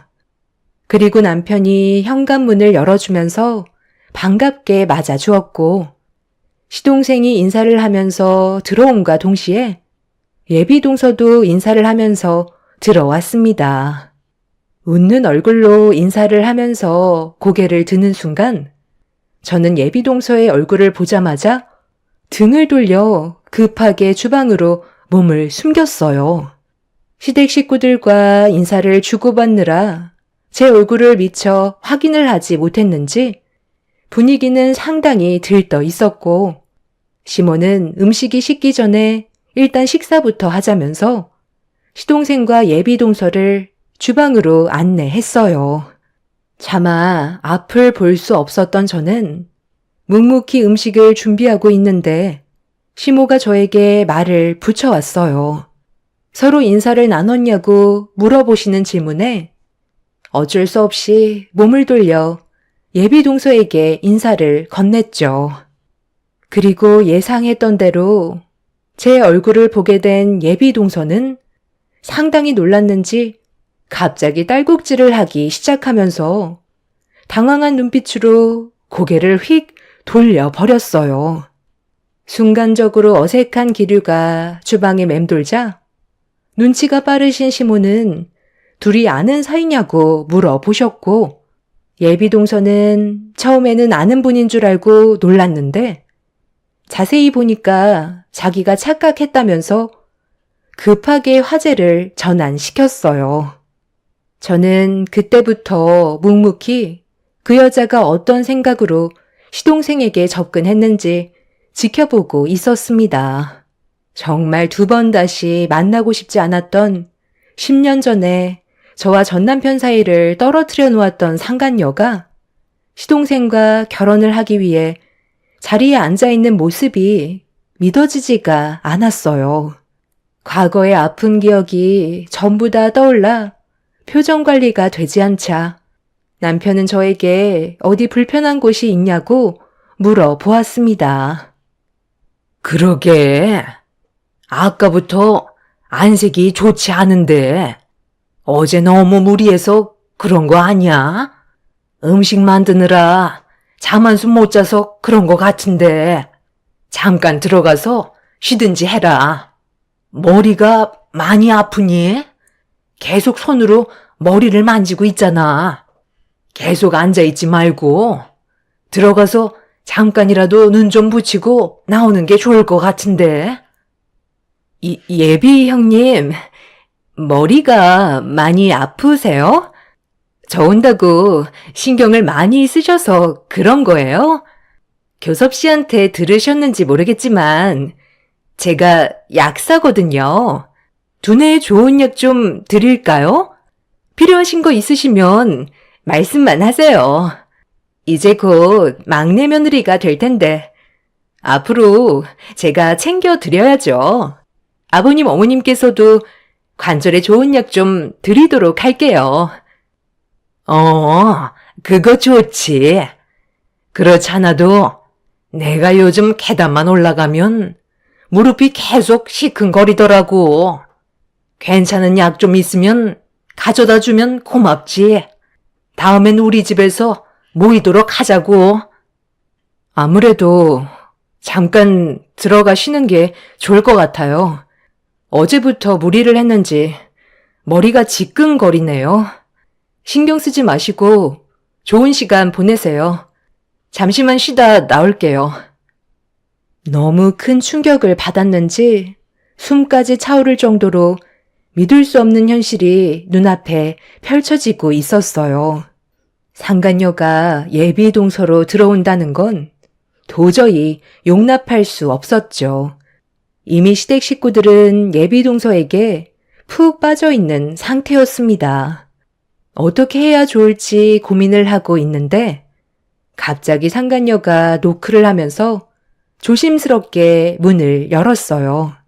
제가 무서운 눈빛으로 노려보고 있자 어색한 웃음으로 저에게 조심스럽게 걸어와 두통약이라면서 저에게 건네주길래 상간녀의 손등을 내리쳤습니다. 지금 뭐 하자는 거야? 너는 분명 10년 전에 내 인생 망치고 그 사람이랑 결혼까지 했었잖아. 그런데 왜 갑자기 나타나서 결혼을 하겠다는 건데? 도련님이 네가 한번 결혼했다는 사실을 알고는 있니? 그리고 애까지 가졌다는 것도 알고 있어? 나는 지금 우리 가족들 행복이 무너지는 꼴은 볼 수 없으니까 좋게 말할 때 도련님과의 관계 하루라도 빨리 정리하는 게 좋을 거야. 10년의 세월이 지났다고 해서 모든 아픔이 사라지는 건 아니라고. 적당히 하고 마무리해. 알겠어? 형님이 그 사람과 이혼을 하고 제가 그 자리를 차지한 건 지금도 후회하고 있어요. 그 사람이 평소에 두통약을 달고 살았던 거 알죠? 날이 가면 갈수록 두통이 점점 심해지다가 갑자기 쓰러진 적이 있었는데 병원에서 정밀 검사 결과 머릿속에 종양이 발견되었고 악성 종양으로 판정돼서 결국 치료를 받는 도중에 제가 만삭일 때 세상을 떠나고 말았어요. 그때부터 이 모든 게 저 때문에 시작된 거라고 시부모님께서 난리를 치셨고 자기 아들 살려내라고 저를 며느리 취급도 해주지 않았어요. 결혼식만 했었지 혼인신고를 끝내지 않은 상태에서 임신한 몸이었던 저는 어떻게 해야 될지 몰라 혼란스러운 상황 속에 시부모님께서는 그 사람 보험금과 저희가 동거하던 집과 재산을 몽땅 정리해서 다른 지역으로 이사를 가셨고 부모님께서는 아이 때문에 인생 망칠 일 있냐면서 출산하자마자 고아원에 보내는 걸 원하셨어요. 이미 뱃속에서 상당히 크게 자랐었기 때문에 지울 수도 없는 노릇이라 저는 결국 출산을 하게 되었죠. 그리고 부모님 말대로 그 사람의 아이는 고아원으로 보내버렸어요. 남편도 없는 상황에서 혼자서 아이를 키우고 싶지 않아 결정하게 된 건데 시간이 지날수록 잘했다는 생각밖엔 안 들었어요. 저도 살기 위해 선택한 거니 어쩔 수 없었다고요. 그렇게 과거의 모든 일들을 청산한 뒤 새 인생을 살기 위해 타 지역으로 이사해 다시 약국을 차렸고 지금까지 잘 지내다가 교섭 씨를 만나게 된 거였어요. 저는 법적으로도 깨끗하고 아이도 없기 때문에 교섭 씨에게는 거짓말 하는 것도 아닌 거죠. 과거는 과거일 뿐이잖아요. 그러니 형님도 저와 안 좋았던 기억은 전부 잊어버리고 우리 새 출발해요. 저로 인해 득이 되는 점들이 상당히 많을 거라고요. 벌써 10년이나 지났어요. 그만큼 저도 많이 성숙해졌고 이제는 정신 차렸으니까 저희 다시 좋은 관계로 만들어가면 안 될까요? 방금 한 말들이 전부 다 사실이에요? 그 사람이 뇌종양으로 세상을 떠난 건 그렇다 쳐도 어떻게 배 아파 낳은 자식을 태어나자마자 고아원에 두고 올 수가 있어요? 그럼 10년 동안 단 한 번도 찾아간 적도 없는 거예요? 그러면서 지금 저한테 많이 성숙해졌고 정신 차렸으니까 좋은 관계로 풀어가자고요? 그게 말이 된다고 생각해요? 그럼 어떡해요? 전 시부모님들도 등지고 사라져 버렸는데 저 혼자 희생하면서 키울 수는 없는 거잖아요. 솔직히 제가 형님 인생을 구해준 거고 저는 희생양이었던 것 뿐이라고요. 원래 이 모든 게 형님이 감당해야 되는 건데 제가 대신 감수했으니 이번에는 제발 그만 눈 감아주시고 다시 시작하면 안 될까요? 그리고 아까부터 계속 형님이라고 하는데 저는 그쪽을 동서로 받아준 적이 없으니까 그만 내 집에서 나가주세요. 그쪽 지금 우리 도련님 상대로 사기치는 거라고. 목소리가 점점 높아지기 시작하자 시모가 문을 두드리면서 무슨 대화를 그렇게 오래 하냐며 방문을 조심스럽게 열어보셨어요. 그러자 상간녀는 제가 몸이 많이 안 좋은 것 같아 걱정돼서 몇 마디 나눴었다며 시모에게 온갖 애교를 부리면서 주방으로 다시 돌아갔어요. 뒤이어 남편이 다시 들어왔고 저는 제가 힘들게 꾸려온 가족을 지키기 위해 남편을 데리고 창고로 올라갔습니다. 당황한 남편은 무슨 일이냐며 물어보길래 나중에 다 알게 된다고 짐 좀 빼달라고 부탁했어요. 머릿속에 스쳐 지나갔던 10년 전의 물건이 생각나 과거의 서류 봉투를 찾기 위해 창고를 뒤지기 시작했죠. 그렇게 한참 동안 창고를 뒤집어 엎자 구석 모서리에 낡은 상자 하나를 발견하게 되었고 안의 내용물을 확인하는 순간 과거의 상간녀가 제 얼굴을 향해 던졌던 서류 봉투가 들어 있었습니다. 나중에 혹시 법적으로 사용하게 될지 몰라 가지고 있다가 까맣게 잊고 있었는데 10년이 지난 지금 다시 꺼내보게 될 줄 상상조차 하지 못했었죠. 제가 급하게 주방으로 달려가자 남편은 무슨 영문인지도 모른 채 저를 뒤따라 왔어요. 제가 거친 숨을 내쉬면서 온 가족 밥상에다 서류 봉투를 올려 놓았습니다.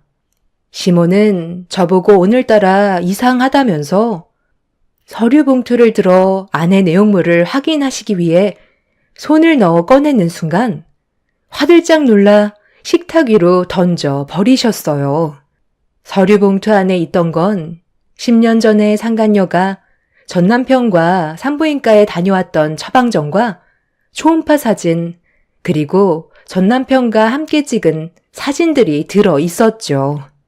상간녀는 과거에 제 얼굴에 던졌던 자료들을 아직까지 가지고 있을 거라곤 꿈에도 몰랐는지 사색이 든 얼굴로 시선을 어디에 둘지 몰라 당황해하고 있었습니다. 시모는 상간녀에게 어떻게 된 거냐고 화를 냈고 시동생 또한 믿을 수 없다는 표정으로 몇 번이고 10년 전의 사진들을 확인하고 있었어요. 저는 가족들 앞에서 좀 전에 상간녀와 방에서 나눴던 대화를 전부 다 얘기해 줬어요. 시모는 손을 부들부들 떠시더니 갑자기 자리에서 일어나셔선 상간녀의 머리채를 잡고 사정없이 흔드셨습니다. 너같이 쓰레기 같은 여자가 우리 막내 아들과 결혼을 하려고 했어? 아이를 출산하자마자 고아원에 버렸다고? 우리 며느리가 밤새워서 고생하면서 음식 만든 거 생각하면 이 정도로 끝낼 수 없지. 당장 경찰서로 같이 가야 되겠다. 우리 집안 상대로 감히 사기칠 생각을 해? 하마터면 내 아들 인생 쪽날 뻔했잖아. 어머님, 잠깐만 이거 좀 놓고 얘기하세요. 저는 절대 사기칠 생각은 없었다고요. 그저 새 사람 만나서 행복하게 살고 싶었을 뿐이에요. 제발 저를 내치지 말아주세요. 저는 교섭 씨를 진심으로 사랑하고 있어요. 저에게 한 번만 기회를 주시면 안 될까요? 그냥 과거일 뿐이잖아요. 앞으로 잘하면 되는 거잖아요. 너는 아직까지 정신을 못 차렸구나. 새 삶을 살고 싶으면 네가 버린 아이나 다시 데려와서 그동안 했던 잘못에 대해 용서를 구하고 그 아이를 위해서 살아가도록 해. 엄마 없이 살아간 그 아이가 불쌍하지도 않아? 걔가 무슨 잘못이야? 네가 생각 없이 즐기고 저지른 행동에 대한 결과인 거잖아. 상간녀는 끝까지 시동생의 다리를 붙잡고 매달렸어요. 진심으로 사랑하고 있다면서 눈물을 흘리며 애원했지만 충격적인 과거를 전부 다 듣게 된 시동생은 상간녀를 뿌리쳤고 시모는 상간녀를 집 밖으로 내쫓아 버렸습니다. 그렇게 저는 10년 만에 다시 만나게 된 상간녀를 다시 내쳤고 이번에는 제 가족들을 지킬 수 있었습니다. 제 과거야 이미 시댁 식구들이 전부 다 알고 있었기 때문에 저에게 아픔을 줬던 상간녀라는 걸 알게 된 순간 분노를 억누르지 못하고 있었죠. 그렇게 상간녀를 강하게 내쳐버리자 본인도 화가 났는지 제가 잘 살고 있는 모습을 지켜볼 수 없다면서 조심하는 게 좋을 거라는 한마디 남겨둔 채 한동안 모습을 드러내지 않고 있습니다. 저는 이런 일들이 생겼다는 걸 경찰에게 신고를 했고 저희 가족 모두 현재 최대한 조심하면서 생활하고 있어요. 그 여자가 정상적이지 않기 때문에 분명 또 다른 돌발 행동을 저지를 게 뻔하지만 이번에 또다시 걸리게 된다면 그땐 뼈도 못 추리게 만들려고요.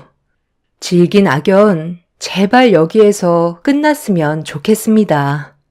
제 사연 들어주신 여러분들께선 언제나 좋은 일들만 가득하시길 바랍니다. 감사합니다. 안녕하세요. 저는 결혼 10년 차에 남편과 이혼을 하게 된 40대 초반 여자입니다. 끝도 없는 욕심에 이제 지쳤고 더 이상의 미래가 보이지 않아 이혼을 결정하게 되었는데요. 지금은 제가 한 결정이 옳았다는 걸 알 수 있을 만큼 현재 행복한 삶을 누리고 있습니다. 그동안 참고 살아왔던 건 하나뿐인 제 딸이 남편과 이혼을 하게 됐다는 아픔을 겪게 하고 싶지 않아 최대한 노력해 왔었어요. 그런데 이번에 겪게 된 일을 통해서 알게 된 건 제가 살아야 아이도 행복해질 수 있을 것 같아 각자의 길을 선택하게 된 거였죠. 후회는 남편과 그리고 뒤에서 항상 저를 더욱더 힘들게 만들었던 시모가 땅을 치고 있는 상태입니다. 이 일만 아니었다면 아마 저는 지금도 억지로라도 참고 살았을 테지만 저희 엄마의 건강 문제에 대해 불만을 털어놓았던 남편과 시모의 행동에 화를 불러오게 만들었습니다. 어느 날부터인가 엄마가 앞을 보는데 안개가 낀 것처럼 흐려 보이는 증상이 나타난다고 하길래 처음에는 피곤해서 그런 줄 알고 충분한 휴식을 취해보기도 했었지만 좀처럼 회복이 되지 않아 안과에 들려 검사를 받으셨다고 하셨어요. 그리고 엄마의 눈에 문제가 생겼다는 걸 알게 되었죠. 백내장이라는 질환을 겪게 되셨던 거고 이는 나이가 들면서 자연적으로 발생하지만 장기간 방치를 한다면 실명까지 이어진다고 증상이 있을 때 빠른 시일 내에 치료를 받는 걸 권장한다는 의사의 말에 저는 엄마가 서둘러 치료를 받으시길 권해드렸어요. 하지만 가격이 부담스러우셨는지 그 자리에서 바로 결정을 하지 못하시고 집으로 돌아오셨다는 말에 너무 마음이 아팠었죠. 백내장 수술의 경우 금액대가 크게 발생되진 않지만 보편적으로 백내장이 오면서 치료를 받게 되면 노안 수술과 그리고 괜찮았던 한쪽 눈까지 이어져 질환이 발생되기 때문에 양쪽 다 하는 걸 추천하고 있었어요.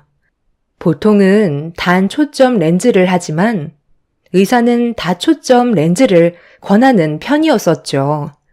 저는 어차피 해야 될 수술이라면 그래도 많은 돈이 들더라도 제대로 된 치료를 받으시는 게 좋을 것 같아 큰 돈을 지불한다 해도 눈은 정말 중요하기 때문에 엄마가 하루라도 빨리 수술을 받으시길 바라고 있었죠. 하지만 엄마가 계속해서 갈등을 하셔서 어쩔 수 없이 제가 직접 친정에 가봐야 할 것 같아 짐을 챙기게 되었어요. 그리고 엄마와 통화를 한 이후 짐을 챙기고 있는 저를 묵묵히 지켜보던 남편은 제 앞으로 다가와 말을 붙였어요. 그래서 지금 그 먼 곳을 가겠다는 거야? 언제 올 건데? 장모님 댁에 가면 최소 며칠인데 이번에 수술까지 하시게 되면 최소 한 달은 있을 거 아니야? 얼마나 있던 그게 그렇게 중요해?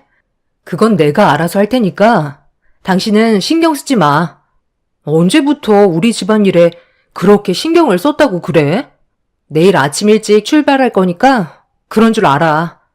그리고 지방에서 치료받는 것보다 서울로 올라와서 치료받으시는 게 좋을 것 같아 모시고 올 거니까 당신은 작은 방 청소 좀 해줘. 뭐라고? 장모님을 모셔온다고? 나랑 상의 한마디 없이 왜 그런 걸 당신 혼자 결정하는 건데? 절대 안 되니까 모셔와도 숙박시설을 알아보는지 해. 당신 말 진짜 웃기게 한다. 저번에 기억 안 나? 어머님 비 오는 날 계단에서 미끄러지셔서 발목 골절상 입으셨을 때 이 집에서 얼마나 계셨지? 병원에서는 다 나아서 괜찮아졌다고 했는데도 몸이 여기저기 불편하시다고 6개월을 계시지 않았어? 그것도 좋게 나가셨던 것도 아니잖아. 생활비 올려주지 않는다면 돌아가지 않는다고 난리치셔서 형편없는데도 어머님 생활비 올려드리고 댁으로 돌려보냈었잖아. 그걸 벌써 까먹은 거야? 그때 내가 얼마나 고생했는지 몰라? 그게 언제적 일인데? 왜 그 일을 꺼내는 건데? 그래서 당신도 장모님 데려오겠다는 거야? 나는 불편한 거 싫으니까 무조건 숙박시설에서 생활하시라고 해. 그냥 당신이 당분간 어머님 댁에서 지내. 매일 나한테 전화하셔서 하시는 얘기가 뭐야? 혼자 지내시는 거 너무 외롭다고 합쳤으면 좋겠다는 말을 입에 달고 사시잖아. 그러니까 불편한 게 싫으면 어머님 댁에서 지내면 될 거 아냐. 그리고 당신이 하나 잊고 살고 있는 것 같은데 이 집 우리 아빠가 세상 떠나시기 전에 장만해 준 거 알고 있지? 내 명의로 된 집인데 왜 당신이 이래라 저래라야. 내 의견 충분히 전달했으니까 알아서 결정해. 꼴랑 집 하나 있는 거 가지고 엄청 생색내네. 나머지는 내가 벌어오는 돈으로 생활하고 있는 거잖아. 밖에서 일할 능력도 안 되면서 어디서 큰 소리야? 밖에서 일 안 해도 집에서도 충분히 벌고 있거든.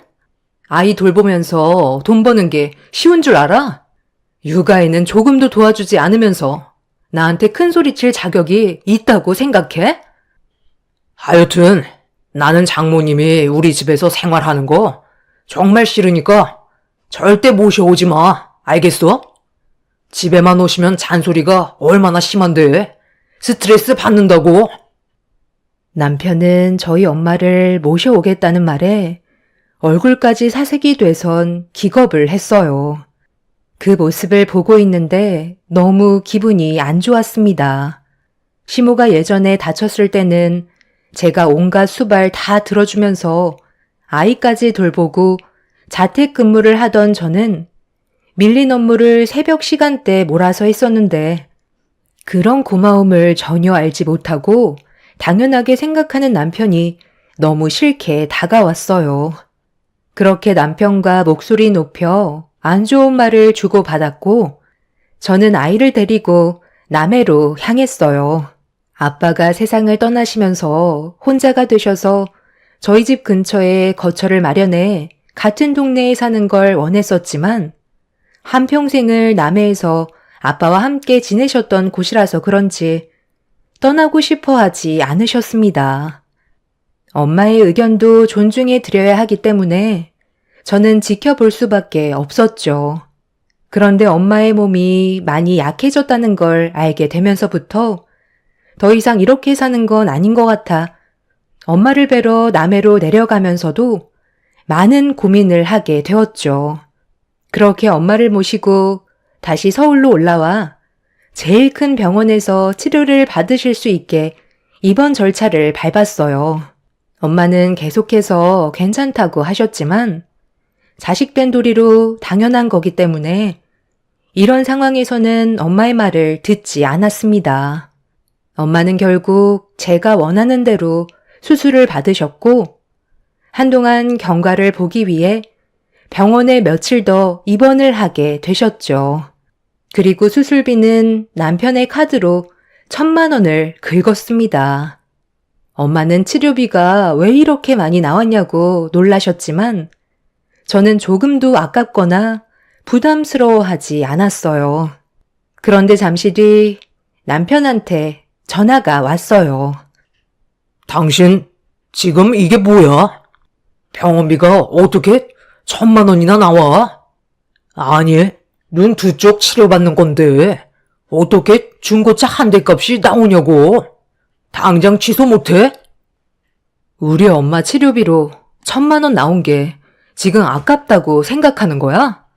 어머님 발목 골절되셨을 때 나도 꽤 돈 많이 나갔었어. 그리고 내 카드로는 한계가 있어서 일단 당신 카드로 긁은 건데 그게 뭐가 문제야? 내가 돈을 떼먹는다고 한 것도 아닌데 상당히 예민하게 반응한다? 당신 백수였을 때 나 혼자 일해서 생활비하고 어머님 용돈 챙겨드리는 것만도 벌써 합이 1,000만 원이 훌쩍 넘어가. 지금은 당신이 나한테 소리칠 상황이 아니라는 거야. 쓸데없는 말 할 거면 일단 끊을게. 너 지금 집안의 가장인 내 아들한테 그게 무슨 말버릇이냐? 그리고 내가 얼마나 뺏어 먹었다는 거야? 내가 며느리한테 그런 것도 요구 못해? 그이 옆에 계셨어요? 그럼 다 들으셨겠네요. 어머님, 말씀 한번 잘하셨네요. 제가 며느리로서 지금까지 불만을 가진 적이 있었나요?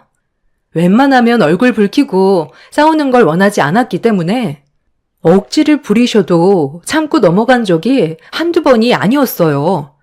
그리고 그만큼 저를 부려먹으셨으면 이 정도는 받을 수 있는 거잖아요. 그렇다고 한마디 상의도 없이 1,000만 원을 긁는 게 어디 있니? 이건 그냥 넘어갈 수 없다. 한 번에 달라고는 안 할 테니까 다달이 할부로 해줄 테니 이자까지 쳐서 매달 내 아들 통장에 다시 꽂아 넣거라. 뭐라고? 3%. 그 정도 이자면 될 것 같니? 예, 내 말 들었지? 1,000만 원 빌려줬으니 매달 3% 이자까지 쳐서 갚으란다. 은행 이자보다 싸게 친 것 같은데 내 아들이 이렇게 마음이 여리고 생각이 깊다. 나 같았으면 이자 10%는 떼어갔을 거다. 다음 달부터 무조건 내 아들 돈 갚아라.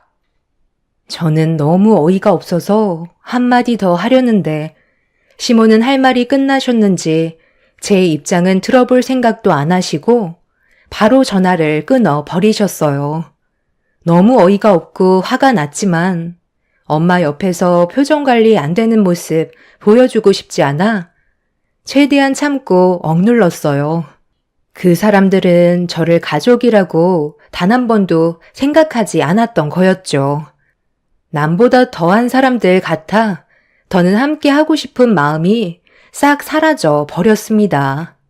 이번 일로 인해 너무 큰 실망을 하게 된 터라 이혼을 하겠다는 마음이 확고하게 결정을 할 수 있게 되었고 며칠 뒤 퇴원을 하시게 될 엄마가 편하게 쉬실 수 있는 공간을 만들어야 할 것 같아 다시 집으로 돌아왔어요. 그런데 현관문을 열자마자 제 눈에 들어온 건 충격적이게도 시모와 남편이었습니다. 그리고 거실에 신문지를 깔고 중국 음식을 시켜 먹고 있었어요. 회사에 출근할 시간인 남편이 거실에서 짜장면을 먹고 있길래 뭐 하는 거냐고 물어보자 시모가 제 말을 끊으시면서 작은 방 문을 여셨어요. 내가 오늘부터 이 집에서 같이 살기로 했다. 혼자 사는 것도 외로운데 내 아들이 사돈이랑 함께 지내는 게 너무 불편하잖아. 그래서 나한테 도움을 요청했는데 그냥 지켜보고만 있을 수 없어서 이왕 이렇게 된 거 그냥 들어와 살기로 했다. 함께 지내는 게 좋은 점도 많으니까 너도 긍정적으로 생각하렴. 어머님, 정말 너무하시네요. 저희 엄마가 지금 어떤 상태인지 아시면서 이런 식으로 행동하세요? 그리고 당신은 내가 했던 말 잊어버린 거야?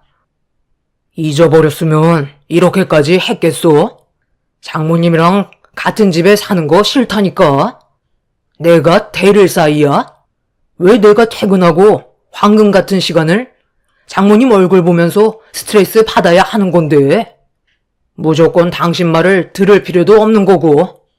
나는 불편한 거 딱 질색이니까 장모님 그냥 숙박시설에 모셔. 그게 어려운 것도 아니잖아. 다들 내 집에서 당장 나가세요. 그리고 더 이상 당신이랑 함께 할 수 없을 것 같아. 그동안 정말 많이 참아왔었는데 방금 한 말은 너무 심한 거 아니야? 어떻게 우리 엄마를 그런 곳에 모시라는 말을 할 수가 있어? 그런 생각을 가지고 있는 당신이랑 내가 앞으로 어떻게 서로 얼굴을 보면서 살아갈 수 있겠어? 10년의 결혼 생활 동안 나는 항상 희생만 하고 살아왔었는데 조금의 배려도 해주지 않으려는 당신한테 내가 뭘 더 기대하겠어? 그만 내 집에서 나가줘. 뭔가 착각하는 것 같은데. 네가 내 아들 돈 1,000만 원 카드로 긁었잖아. 그것부터가 문제인 건데 왜 우리가 죄를 지은 사람처럼 취급받아야 하는 거니?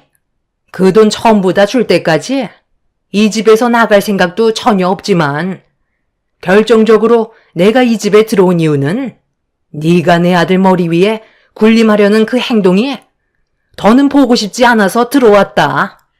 꼴에 집 하나 있다고 네가 지금 내 아들보다 우월하다고 생각하는 거니? 어디서 지금 집안의 가장한테 목소리를 높이고 있는 거야? 시모와 남편의 어이없는 행동에 할 말을 잃어버린 저는 아무 말도 나오지 않았어요. 대화 자체가 통하지 않아 그 사람들을 붙잡고 있어봐야 시간만 뺏길 것 같아 집에서 뛰쳐 나왔습니다.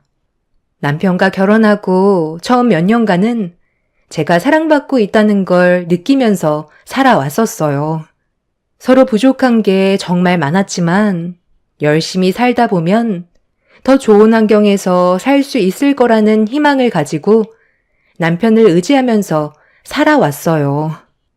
그런데 아빠가 건강 악화로 세상을 떠나시기 전에 엄마랑 상의 후 제 명의로 집을 장만해 주시면서 남편과의 관계가 틀어지기 시작했죠. 아빠가 저에게 주신 마지막 선물이었는데 남편은 집 명의가 저로 되어 있다는 걸 마음에 들어하지 않았어요. 집안의 가장이 어디 가서 말도 못한다며 남들은 남편 명의로 집이 되어 있는데 자기는 아내 명의로 되어 있어서 아내한테 잡혀 사는 줄 알고 있다고 집 명의를 바꿔줬으면 좋겠다는 말을 몇 번이나 꺼냈었죠. 저는 최대한 좋게 풀어가려 했지만 집 문제로 시모가 저희 관계에 끼어들게 되면서 오히려 불을 지피게 되는 역할을 하게 된 거였고 남편과는 걷잡을 수 없이 안 좋은 관계로 이어지고 말았습니다. 그래도 남편과 함께했던 좋은 기억들과 행복한 순간들이 있었기 때문에 시간을 두고 천천히 바로 잡아 나가려 했어요. 하지만 제가 생각했던 거와 다르게 다시 예전으로 돌아갈 수 없었고 남편과 시모에게 받았던 상처들로 인해 저 또한 점점 마음의 문이 닫혀버리고 말았습니다. 그리고 지금의 날까지 오게 되었던 거죠. 남편은 어떻게 하면 제가 상처를 받을지 그런 걸 고민하는 사람처럼 거침없이 막말을 뱉어대는 모습에 더는 함께할 수 없을 것 같아 이혼을 하기로 결심하게 되었습니다. 그렇게 다시 병원으로 돌아온 저는 엄마를 모시고 남해로 내려왔어요. 남해에 있는 병원에서도 충분히 통원 치료를 할 수 있기 때문에 일단 엄마를 남해로 모실 수밖에 없었죠. 남편과 안 좋은 상황들이 계속해서 지속이 될 텐데 그런 모습을 엄마한테 보여드리고 싶지 않았습니다. 정말 다행이었던 건 수술이 성공적이라 후유증이 없어서 일상생활하는데 무리만 안 한다면 문제가 되진 않았었죠. 그렇게 다시 서울로 돌아온 저는 심호흡을 크게 한번 내쉰 뒤 현관문을 열었습니다. 다음날 아침이었기 때문에 남편은 회사에 출근을 했는지 집에 없었는데 제가 들어오는 소리를 들으셨는지 시모가 안방에서 걸어 나오셨어요. 이제 오니? 왔으면 빨리 아침 차려야지. 왜 우두커니 서 있는 거니? 어제부터 제대로 된 식사를 하지 못해서 지금 손발이 다 떨린다. 오래간만에 실력 좀 발휘해봐라. 아직 안 나가셨네요? 저희 엄마 집으로 돌아가셨으니까 어머님도 이제 들어가세요. 제가 할 일이 많아서요. 어머님 챙겨드릴 만큼 여유는 없네요. 그래서 지금 아침을 차려주지 않겠다는 거야? 너는 어떻게 된 게 며느리가 돼가지고 시애미한테 밥 한 끼를 안 차려주니? 이래서 집안에 며느리가 잘 들어와야 한다는 거야. 아침부터 얼굴 붉히고 싶지 않으니까 간단하게라도 밥상 좀 내와 봐라.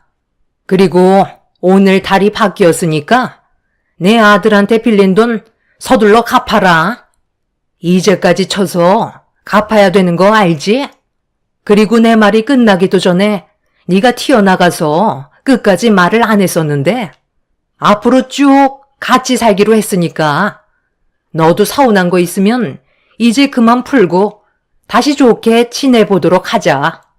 내가 살던 집은 지금 부동산에 내놓은 상태라 오늘 한두 명 정도 집을 보러 온다더라고. 최대한 빨리 처리해달라고 했거든. 그래서 집안에 물건들 좀 정리해서 가지고 올 거 빼고 다 처분해야 되니까 나랑 같이 좀 가야 될 것 같다. 끝까지 막무가내로 밀어붙이시네요. 왜 제 의견은 조금도 들어주려 하지 않으시는 거죠? 제가 언제 같이 살고 싶다는 말을 꺼낸 적이 있었나요? 환자인 저희 엄마도 집에 들어오지 못했는데 어머님이 왜 저희 집에 들어오셔야 되는 건데요? 뭔가 단단히 착각하고 계신 것 같은데요. 제 허락 없이는 그 누구도 이 집에 들어올 수가 없어요. 당장 지금 나가주세요. 저는 절대로 받아들일 수 없으니까 그냥 사시던 집에서 조용히 지내세요. 어쩜 그이랑 어머님 성격이 이렇게 똑같을 수가 있어요. 괜히 험한 꼴 보고 싶지 않으면 여기에서 멈추시고 이제 그만 나가주시는 게 좋을 것 같아요. 저도 참을 만큼 참았거든요. 시모는 제가 예상했던 대로 달려들었지만 두 눈 뜨고 당할 제가 아니라서 머리채를 잡으시려는 시모의 양팔을 붙잡았어요. 그리고 바닥으로 내동댕이 쳐버렸죠. 힘에 밀린 시모는 순간적으로 당황하셨는지 저를 노려만 보시고 더 이상 달려들지 않았습니다. 기세가 꺾이셨는지 아무 말도 못하고 계시길래 저는 작은 방으로 들어가 시모의 짐을 밖으로 빼내려는 순간 눈앞에 펼쳐진 광경에 경악을 하고 말았습니다. 아침에 분명 출근했다고 생각했던 남편이 이불을 덮고 고개만 내민 채 저를 당황한 눈빛으로 바라보고만 있었어요. 제가 아침 일찍 들어올 거라 생각을 못했는지 상당히 놀란 눈치였죠. 그런데 제 시선이 아래로 향하는 순간 저도 모르게 비명을 지르고 말았습니다. 남편의 발이 2개가 아닌 4개였어요. 떨리는 손으로 이불을 젖히자마자 맨몸인 남편과 얼굴을 파묻고 옆에 찰싹 붙어서 실오라기 하나 없는 상태로 이불 속에 숨어있던 여자가 조심스럽게 고개를 들어 저에게 죄송하다며 어색한 미소를 띠고 있었어요. 이게 어떻게 된 거야? 이 여자는 누구길래 내 집에서 둘이 왜 맨몸으로 숨어 있는 건데? 내가 오늘 집에 안 들어올 줄 알고 이런 일을 저지른 거야? 아니, 그게 아니라 엄마가 당신이랑 한 침대에서 지낸 지 얼마나 됐냐고 물어보길래 기억도 안 난다고 하니까 갑자기 어디에다가 전화를 하더라고. 어제 엄마랑 술 한잔 걸친 상태였거든.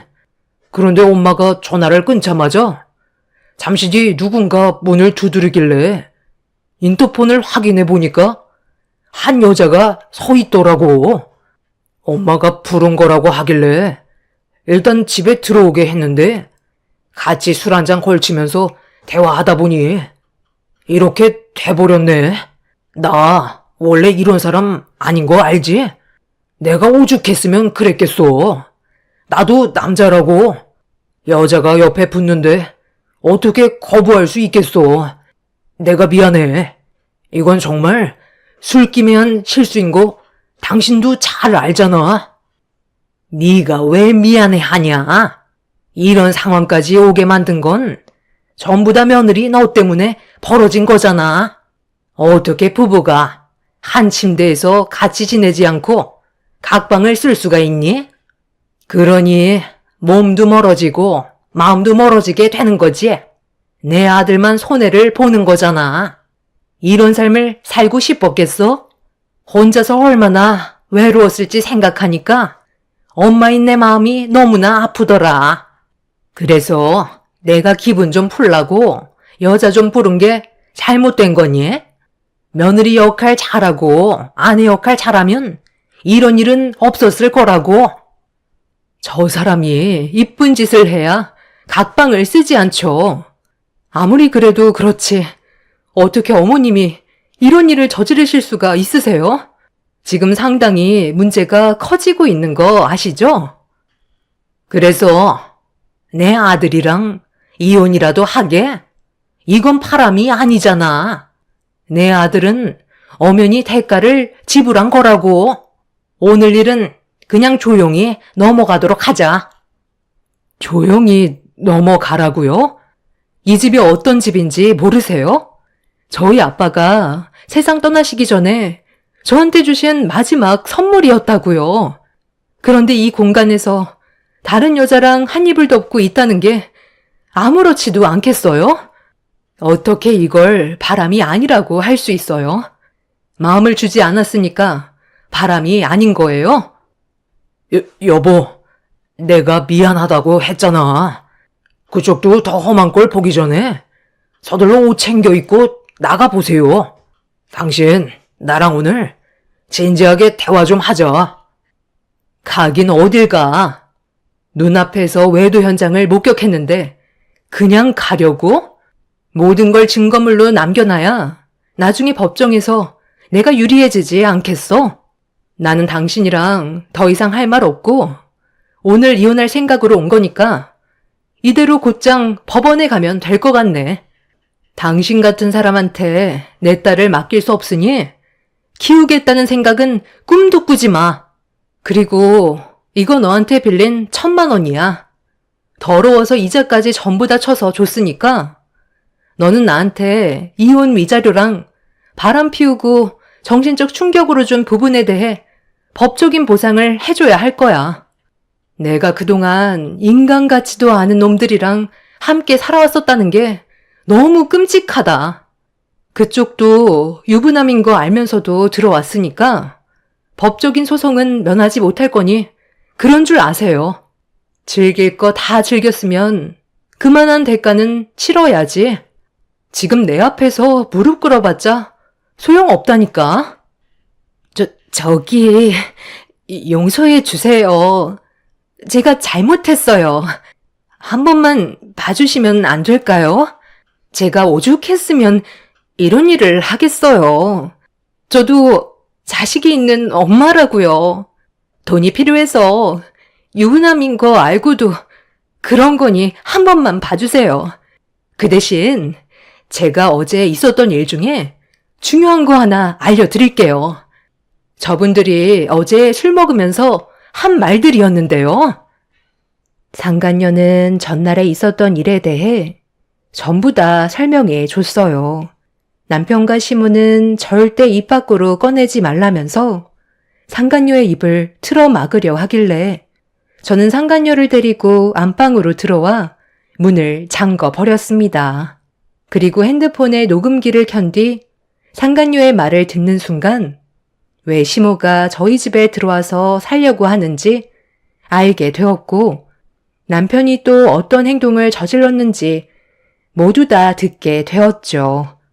시모는 전에 살던 집에 보증금을 전부 빼서 남편을 꼬셔 금 투자를 같이 하자고 끌어들였고 투자 금액의 10배를 돌려준다는 말에 혹해서 남편은 자기가 끌어들일 수 있는 대출을 모두 동원해 시모와 함께 금 투자를 하게 되었죠.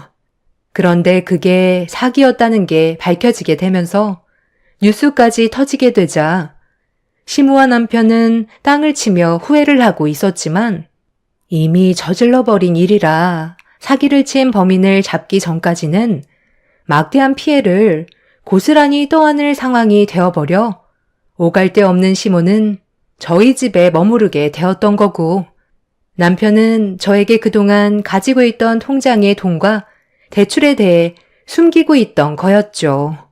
상간녀에게 이 사실을 듣게 된 저는 입을 다물지 못했어요. 그리고 뉴스를 찾아보니 정말 금투자로 사람들을 끌어모아 사기를 쳐서 피해본 사람들이 상당히 많이 있다는 걸 알 수 있었습니다.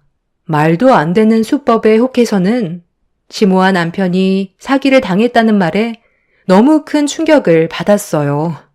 그런데 상간녀의 말은 거기서 끝나지 않았습니다.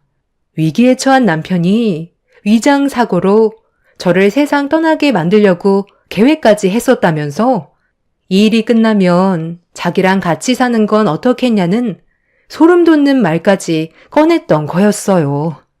상간녀는 당장 돈이 없고 술도 마신 상태라 그냥 한 귀로 흘려 들었었는데 아침에도 전날에 했던 얘기를 꺼냈다며 자기가 증인까지 서줄 수 있다고 전날에 있었던 일에 대해서는 죄송하다는 말과 함께 무릎 꿇고 손이 발이 되도록 빌고 있었습니다. 온몸이 떨릴 정도로 너무 놀란 저는 그 자리에서 바로 경찰에 신고를 했어요. 그리고 남편과 시모가 어떤 사람인지 전부 경찰들에게 알려주었죠. 그렇게 조사를 받긴 했지만 남편은 말뿐이었을 뿐 어떠한 계획도 한 적이 없었다며 한순간에 많은 돈을 잃어버려 앞으로 살 날이 막막해 아무 말이나 튀어나왔다고 설명을 했지만 저는 단 하루라도 그 사람들과 엮이고 싶지 않았습니다. 그날 이후 저는 남편과 시모를 한 대 엮어 싹 알거지로 쫓아내었고 제가 살던 집은 처분하고 딸과 함께 남해로 내려와 엄마랑 같이 살게 되었어요. 남편과 시모는 오갈 데가 없다면서 절대 이혼만큼은 안 된다고 끝까지 버텼지만 저를 위협했던 발언들에 문제가 있었기 때문에 아이까지 위험에 처해질 수 있는 상황이 생길 수도 있다는 판단에 저는 친권 포기 각서까지 받아낼 수 있었어요. 그리고 지금 현재 이혼 절차 밟은 지 한 달이 지나간 상황입니다. 막대한 빚과 알거지가 된 남편과 시모에게 아직까지 위자료 한 푼도 받지 못한 상태입니다. 돈이 없으니 배째라는 시기긴 한데 저는 그 사람들이 저희 가족에게 해코지를 할까봐 그게 제일 걱정이에요. 돈은 둘째치고 2번 다시 저희 앞에 나타나지 않았으면 좋겠어요. 남편이 저를 노렸다는 충격에 지금도 잠 한숨 제대로 잘 수 없을 만큼 불안한 상황입니다. 숙려 기간이 아직까지 2달이나 남았지만 그 전에 찾아와 다시 합치자고 난리칠까봐 걱정이에요. 한 번 사는 인생, 이제는 제발 편히 좀 살아가고 싶어요. 제 사연 들어주신 여러분들의 가정은 언제나 행복만 가득하시길 바랍니다. 감사합니다.